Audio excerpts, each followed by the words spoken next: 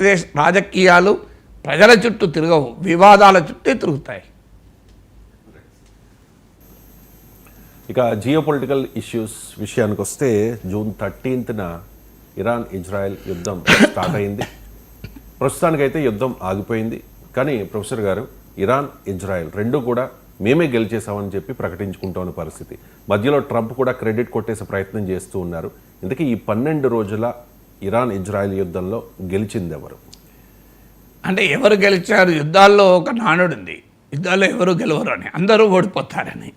So అందువల్ల యుద్ధాల్లో తాత్కాలికంగా ఎవరికి పై చేయొచ్చినా అల్టిమేట్గా యుద్ధాల్లో ఎవరు గెలుస్తారు? ఇప్పుడు ఎవరు గెలిచారో అర్థం కావాలంటే ఏ లక్ష్యాలతో యుద్ధం చేశారు. సో ముందు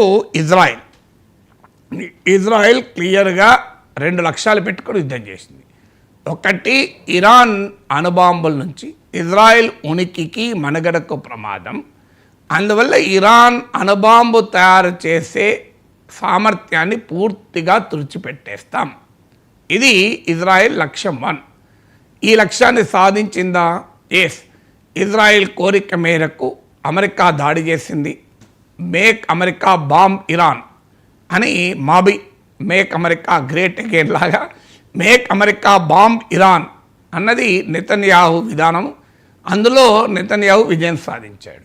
అమెరికా వెళ్ళి ఫోర్డు, నతాంజ్, ఇస్ఫహాన్ అణు కేంద్రాలపైన దాడి చేసింది. ఎందుకంటే ఆ అణు కార్యక్రమాలపైన, ముఖ్యంగా ఫోర్డు పైన దాడి చేయగలిగే సామర్థ్యం ఇజ్రాయెల్కు లేదు కనుక ఆ లక్ష్యంలో నెతన్యాహు విజయం సాధించాడు. అమెరికా బాంబ్ చేసింది. కానీ బాంబు చేయడం లక్ష్యం కాదు, అది మీన్స్ మాత్రమే. ఎండ్ ఏంటి?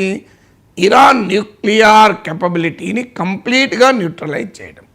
ఇజ్రాయెల్ చెప్తున్నది మేము న్యూట్రలైజ్ చేశాము అని ఇజ్రాయెల్ చెప్పుకుంటోంది, అమెరికా చెప్పుకుంటోంది. కానీ అది ఇంకా అస్పష్టంగానే ఉంది. ఇరాన్ 400 కిలోల ఎన్రిచ్డ్ యురేనియం, 60% ఎన్రిచ్డ్ యురేనియం ఉండే, అది 90% స్థాయికి ఎన్రిచ్ చేస్తే అణుబాంబుకు ఉపయోగపడుతుంది.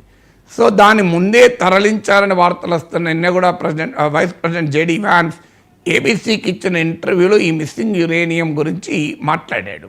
సో ఆ మిస్సింగ్ యురేనియం కథ అలాగే ఉంది.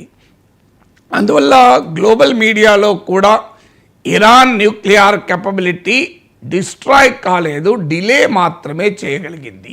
అమెరికా అండ్ ఇజ్రాయెల్ ఇంకో 2 ఏళ్ళు 3 ఏళ్ళో ఏడాదో ఇప్పుడు 2 వారాల్లో అణుబాంబు తయారు చేయగలిగే సామర్థ్యం ఇరాన్కు ఉంది అని వార్తలు వచ్చాయి. ఇప్పుడు 2 వారాలు కాదు, 20 వారాల్లో తయారు చేసే సామర్థ్యం స్థాయికి నెట్టివేయబడింది తప్ప టోటల్గా ఇరాన్ న్యూక్లియర్ కెపబిలిటీ నిర్వీర్యం కాలేదు అని వార్తలు వస్తున్నాయి. సో అందువల్ల అక్కడ అస్పష్టత ఉంది. ఎందుకంటే America, Israel for political reason Trump and Netanyahu claim చేసుకుంటున్నారు ఇరాన్ న్యూక్లియర్ కెపబిలిటీని పూర్తిగా నిర్వీర్యం చేశామని. కానీ ఆ political claim still unclear and questionable.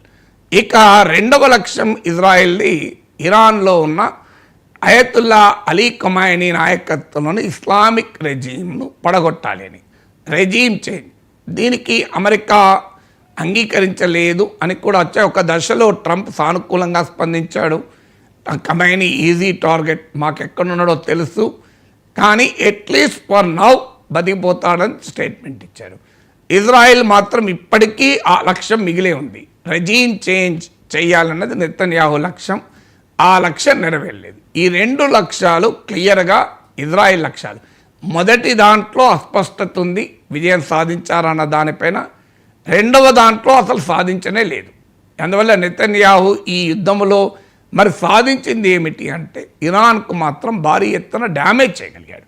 3వ లక్ష్యం ఉంది, ఇరాన్ బ్యాలిస్టిక్ మిసైల్ కెపాబిలిటీని నాశనం చేయాలని. అక్కడ కొంత నష్టం కలిగించారు తప్ప నాశనం చేయలేదన్న దానికి ఉదాహరణ ఇజ్రాయెల్ దాడుల తర్వాత ఇరాన్ మీకు ఖతార్లో ఉన్న అమెరికన్ ఎయిర్ బేస్ పైన మిసైల్స్ ప్రయోగించింది. అంటే అర్థం ఏంటి?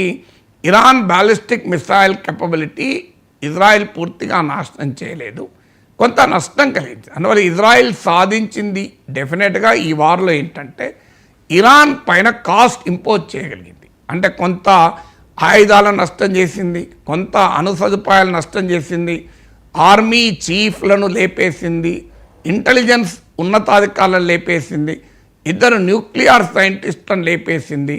ఇరాన్ ప్రాక్సీస్ అయిన హిజ్బుల్లా, హమాస్ వీళ్ళెవరూ కదలలేదు, మెదలలేదు. ఈ టైంలో ఒక హూతీలు మాత్రమే కొంత కదిలారు. ఆ రకంగా ఇరాన్కు భారీగానే నష్టాన్ని అయితే ఇజ్రాయెల్ కలిగించింది. నష్టాన్ని కలిగించిన మాట నిజం, కానీ భారీగా నష్టం కలిగించిన ఇజ్రాయెల్ యుద్ధ లక్ష్యం కాదు.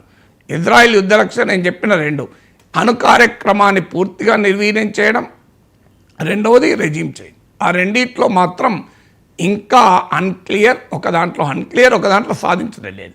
ఇక ట్రంప్ అమెరికా ఇందులో రంగంలో దిగడానికి చెప్పిన కారణం మొదటిది, ఇజ్రాయెల్ మొదటి కారణమే, అంటే ఇరాన్ అణు కార్యక్రమాన్ని మొత్తానికి నిర్వీర్యం చేస్తామని. నేను ఇంతకుముందు ఇజ్రాయెల్ విషయంలో వివరించినట్టు దానిపైన ఇప్పటికీ స్పష్టత లేదు. కానీ ట్రంప్ మాత్రం ఇరాన్ పైన దాడి చేయడం అనే ఒక పెద్ద రెడ్ లైన్ మాత్రం క్రాస్ చేశాడు. ఇరాన్కు భారీ నష్టం మాత్రం కలిగించగలిగాడు. సో అందువల్ల ఇజ్రాయెల్కైనా అమెరికాకైనా ఆ మేరకు వ్యూహాత్మకంగా ఇరాన్ను బాగా నష్టం కలిగించామన్నారు, కానీ యుద్ధ లక్ష్యాలు నెరవేరలేదు. ఇక ఇరాన్ సాధించింది ఏంటి? తన న్యూక్లియర్ ఫెసిలిటీస్కు నష్టం ఆపలేకపోయింది, కానీ నాశనాన్ని కాకుండా ఆపుకోగలిగింది. రెండవది, రెజీమ్ అయితే ఇప్పటి వరకు కాపాడుకోగలిగింది అధికార వ్యవస్థను.